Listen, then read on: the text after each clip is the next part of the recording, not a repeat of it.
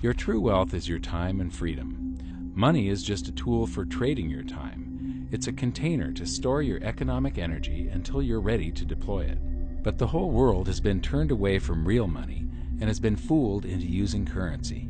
A deceitful impostor that is silently stealing your two most valuable assets, your time and your freedom. Welcome to the rabbit hole.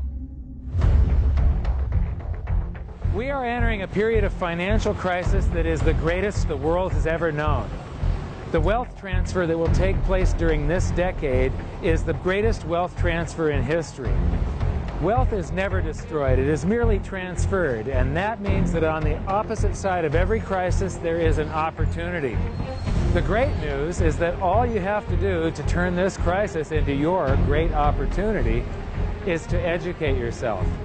I believe that the best investment that you can make in your lifetime is your own education. Education on the history of money, education on finance, education on how the global economy works, education on how all of these guys, the central bankers, the stock market, how they can cheat you, how they can scam you. If you learn what is going on and how the financial world works, you can put yourself on the correct side of this wealth transfer. Winston Churchill once said that the further you look into the past, the further that you can see into the future. This program is all about creating your own crystal ball, being able to gaze into the future, being able to change this crisis, the greatest crisis in the history of mankind, into your great opportunity.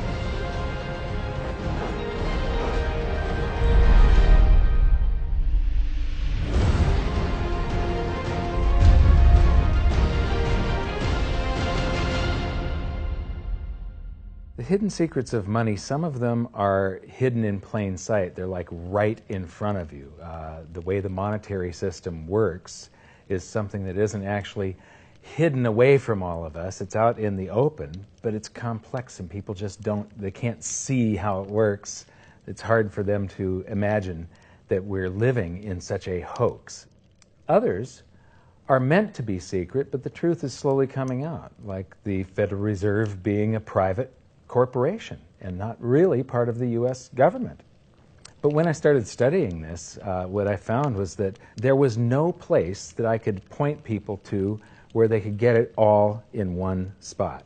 And so I basically decided to write my book about it and consolidate monetary history, economics, the markets, fundamentals of gold and silver. There's a lot of smoke and mirrors in economics, and I've sort of made it my job to lift the fog for people.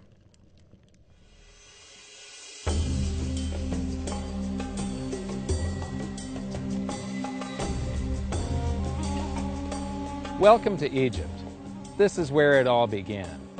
Roughly 5,000 years ago, the Egyptians started using gold and silver as their predominant form of currency. But it was not yet money.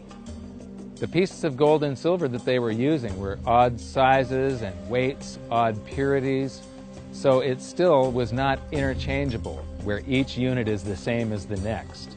This meant that nothing really had a price yet. You couldn't put a price of so many coins on something because they didn't have coins yet. Trade was still difficult. It was still a guessing game when it came to the exchange of values. One of the reasons that we are in the financial mess that we are today globally is that people do not understand the difference between currency and money.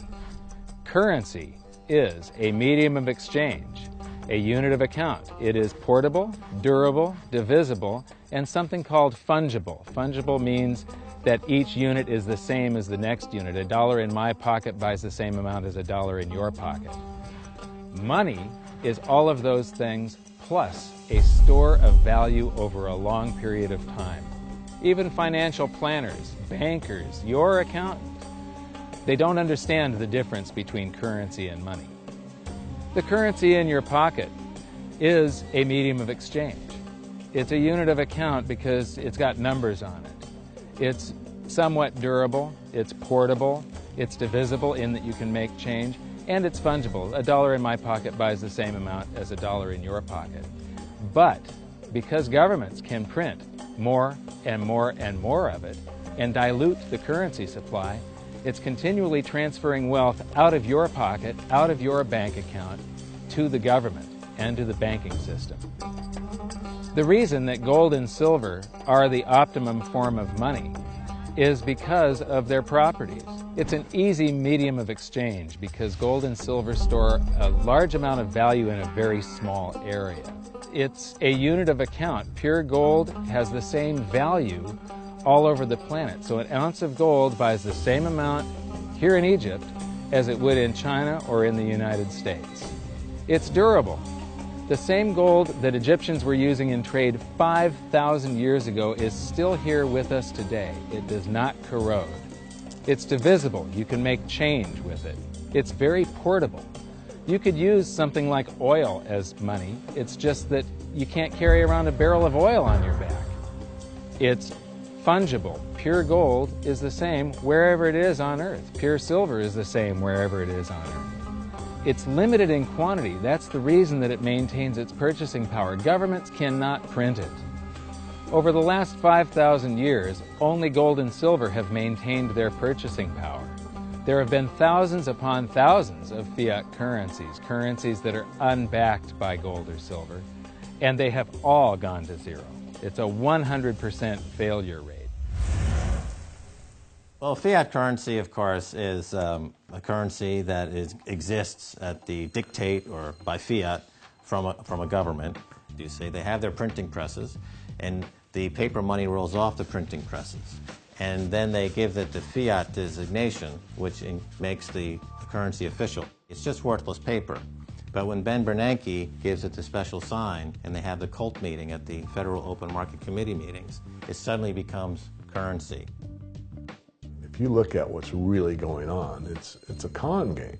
And so there's confidence. Well, the Federal Reserve is very forthright about what they're doing. If you read their websites, they'll tell you it's a confidence game.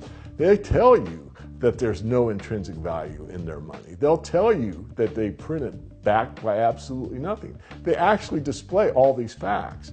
But if you tell somebody in the public that this stuff is created out of thin air, there's no backing whatsoever, it's absolutely worthless, it's about as valuable as monopoly money, they'll look at you like you're nuts. Is there an example throughout history of a fiat currency, a piece of paper that's unbacked by anything, surviving? Short answer, no. Long answer, no. And here's why. When Addison Wiggin took over at the Daily Record, when they got cranked up, Bill Warner asked him to catalog all of the fiat currencies throughout history and what happened to each of them. Addison dutifully went to work. Within a short period of time, he had gone through the alphabet. All the fiat currencies that started with the letter A were done. They all went to zero. He was halfway through the letter B, and all the fiat currencies that started with the letter B, and there were 600 of them in just the first letter and a half of the alphabet, and every single one of them went to zero. Every one. 600 fiat currencies that start with the letter A, and half of the ones that start with the letter B are 600 of these things. Not one ever came close. You think this one, the United States dollar, is going to be the first one after all that? I don't think so. No. No currency, fiat currency has ever survived. None. The thing about money is there actually is a fairly well accepted definition of what money is. The question is, as you apply that definition to particular things that people claim to be money, do they fit the definition? Well, just take the paper dollar, for example. How well does it perform those functions? Well, store of value. The dollar has lost 95% of its purchasing power since the creation of the Federal Reserve in 1913. So not very good as a store of value. One of the things I do is just a way to get the audience's attention is I have a slide, and there are 3 pictures on the slide. One is a pile of monopoly money. The other one is a pile of Federal Reserve notes, what Americans would call paper money.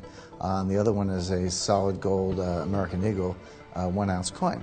And the title of the slide is, which of these is not like the other? And if you know the show Sesame Street, or you have children who watch it, it's one of the favorite vignettes in Sesame Street. And what it really is a kind of IQ test for 5-year-olds. They're supposed to look at the 3 things and look at characteristics and find the one that's not like the other. Well, I've shown this slide to groups of Ivy League University professors, and I've also shown it to children, kind of 5 years old, my nieces and nephews and so forth. And when the professors look at it, they say, well, clearly the dollars are not like the others because gold has no role as money, and monopoly money is junk, and the American dollar is a store of value, so that's not like the other. But the children look at it and they say, well, the gold coin is not like the other because the other two are just piles of paper, and the gold coin is clearly something different. So my question to the audience is, who's smarter, a 5-year-old or an Ivy League professor? Before World War I, each note that a Treasury issued would say that there have been deposited with the United States Treasury $20 in gold coin payable to the bearer upon demand. The money was in the vault. The currency was a note they gave you that was a claim check, only a claim check on the money, the same as if you go to the dry cleaners and you give them your shirt and they give you a claim check for your shirt. The value is that shirt at the dry cleaners, not the piece of paper that says that you own that shirt. So our currency that circulated was the paper US dollars, and they were claim checks on money. The next hidden secret is the difference between currency and money. Money must be a store of value and maintain its purchasing power over long periods of time. As we progress through this series, you'll learn that national currencies are really a tool used by the government and the financial sector to leech away your time and your freedom by stealing your purchasing power. So rather than storing your economic energy, currencies leak. Now compare that to the gold and silver the Egyptians were using. Like I started with, it still wasn't money because it wasn't interchangeable yet. But they were on the right track, as gold and silver have proven over thousands of years to be the ultimate store of value. Gold is only formed when a star explodes, a supernova, and it stays around forever. This is one of the properties that make it the ultimate money.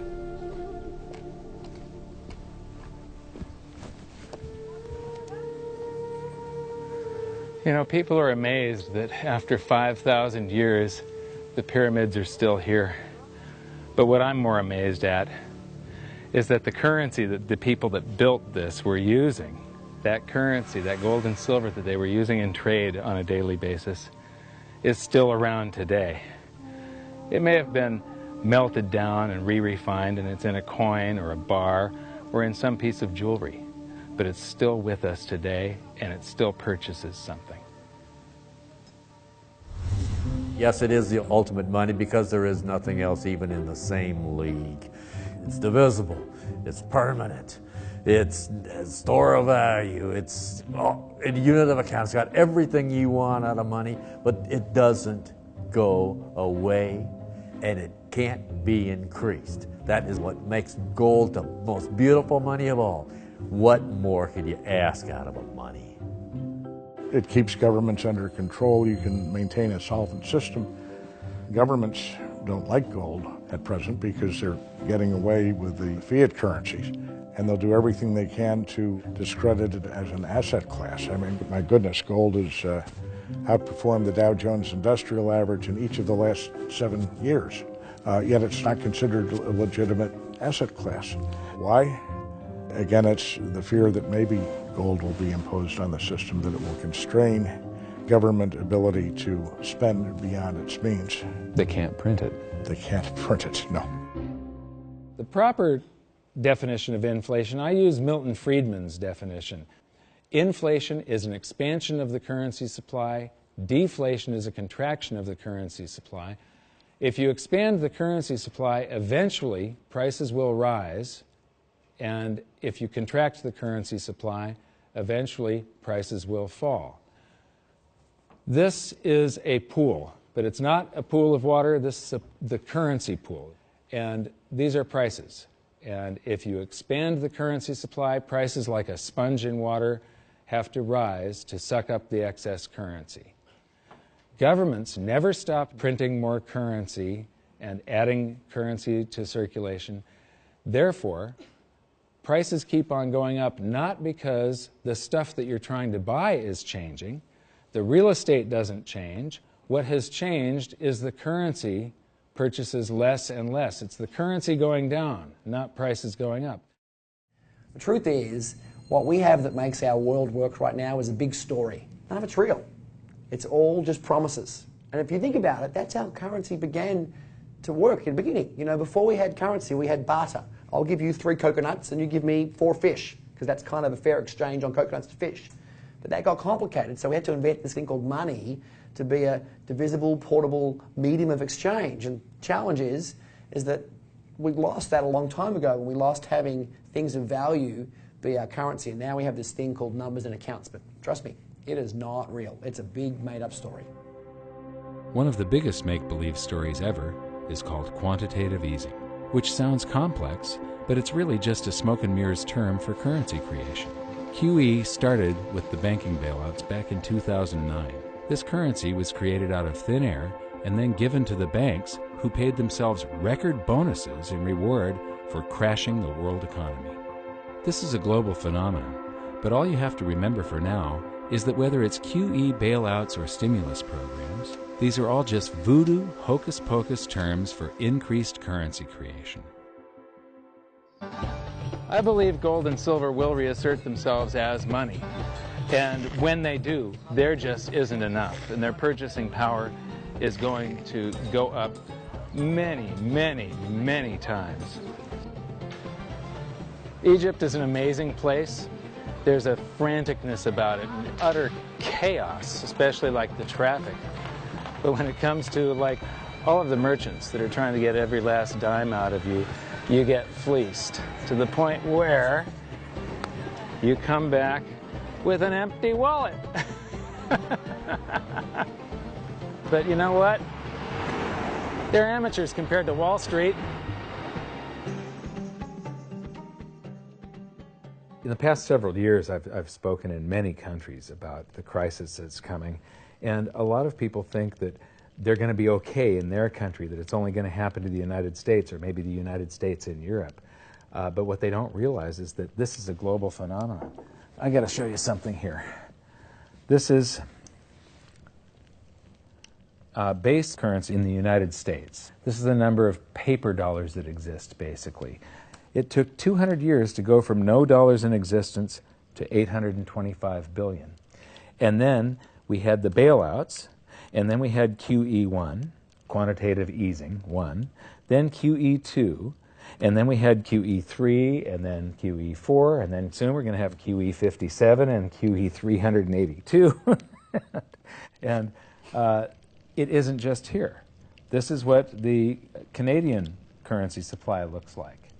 This is Australia, South Africa, Russia. Now, this starts out in just the year 2001, and this is like 18 times more currency in existence in a little over a decade. Here's Singapore, same story. Look at that, since the crisis, just bam. India, China, every government on the planet is doing this insane deficit spending and expanding their currency supplies, doing bailouts, and history shows that there is no example of this turning out well. It is sometimes amazing that we haven't experienced more inflation than we have. If they keep expanding the money supply so vastly, why aren't our prices growing faster than they really are? And the answer is that a good chunk of the money that the Fed created has been shipped overseas. I remember early in my research, I heard this expression that the Americans have exported their inflation. I thought, what is that? How can you export your inflation? Put it in a box and send it out? What do you do? Well, now I understand. You export your inflation by simply sending all these dollars that you created to these other countries, and then they send you their refrigerators and their cars and whatever, their TV sets. So you get hardware, and they get little pieces of paper. It's a great deal for the American people for a while. For a while. Sooner or later, all of those pigeons come home to roost.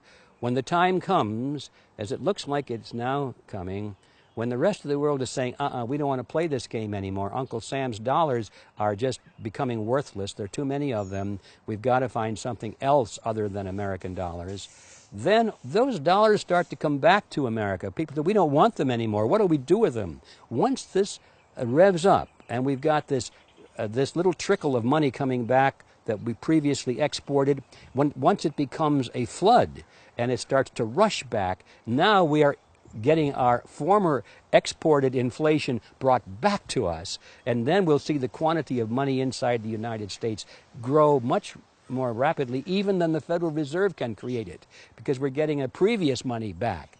And that's when we will really see the tanking of the U.S. dollar in terms of what it will buy. During the second round of quantitative easing, global food prices went up 60%. And this created a humanitarian disaster for the 2 billion people on Earth who live on less than $2 a day.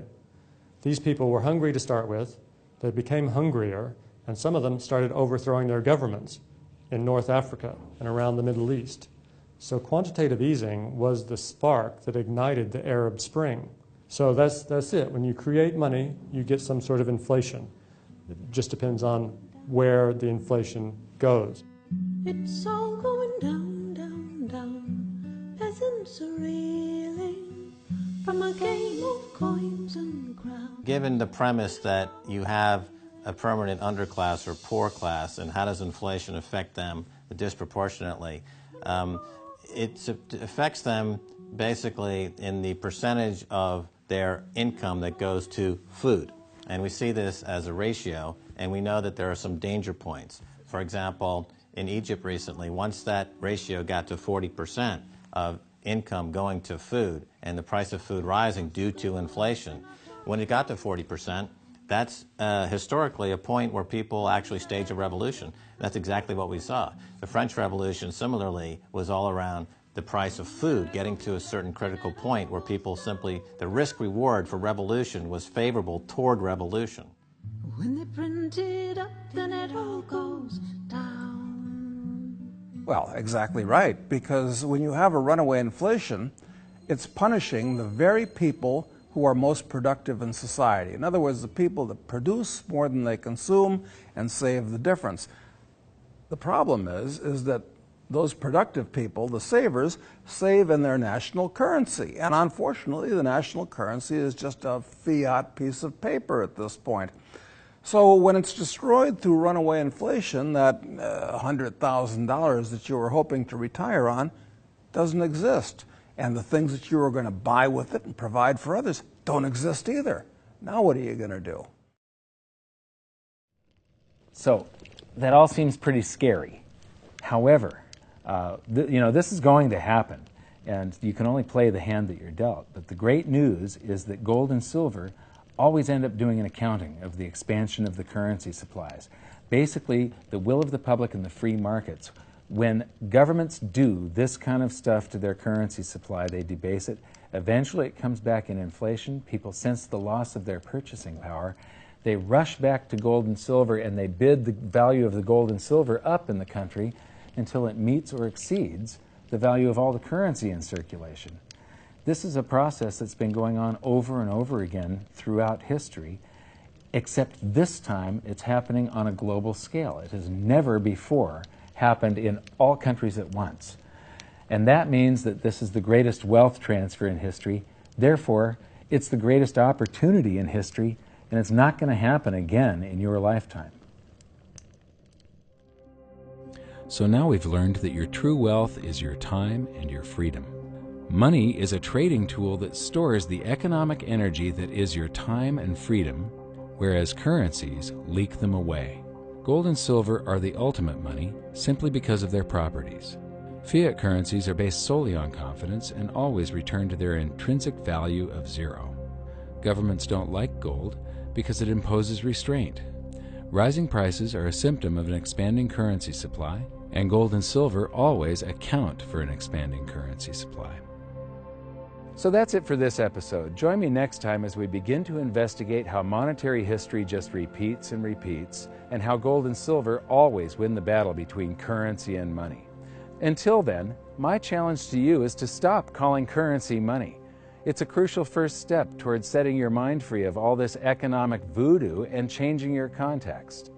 You can learn more by watching the bonus features on our website, and if you have any questions, you can post them there, and we'll answer some of your questions in future bonus features. So good luck, thanks for watching, and we'll see you next time.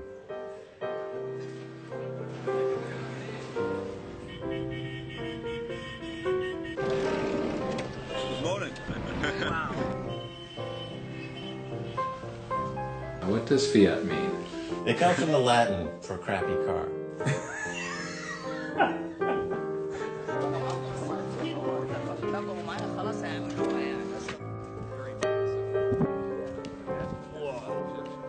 In the desert in a suit. My camel died. You're not too sure about that, are you? Huh?